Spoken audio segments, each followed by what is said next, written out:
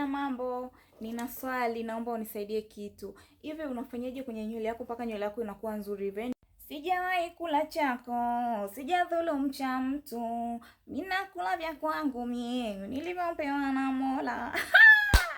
Shoga yangu, ni rahisi sana kujaza nywele. Sijui kwa nini watu wengi hamjui. Jamani, ukitaka siri, nipe hela.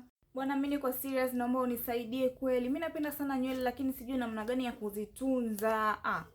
Kwa nini unanifanyia hivyo? Usijali binti, nitakusaidia. Ni rahisi sana. Kwanza kabisa, nikitaka kuosha nywele yangu, huwa naosha kwa kutumia shampoo laini na sio vitu vikali kama sabuni ya unga na sabuni zingine zote ambazo zinaweza kuleta madhara kwenye ngozi yangu ya kichwa. Yes, na wakati nywele yangu bado mbichi kabisa, huwa naipaka leave-in conditioner.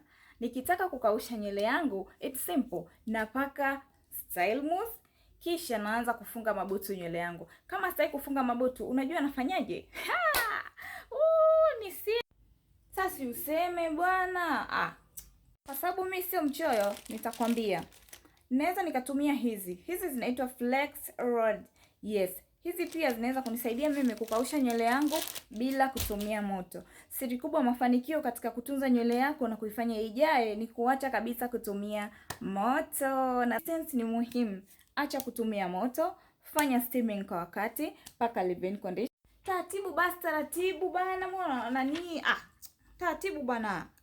Sawa, ndo nilikuwa nakwambia consistency ni muhimu. Paka leave-in conditioner, usahau kufanya steaming ya protein, usahau kufanya steaming ya moisture na uache kabisa kutumia moto. Ni hivyo tu, ni rahisi. Pia uangalie usipake dawa ambayo ni kali sana. Paka dawa kidogo ili nywele yako tu ilainike, ibaki na volume. Bye. Asante jamani, na mimi nitafuata vitu ulivyoniambia hapa. Nitakuja na matokeo baada ya mwezi mmoja.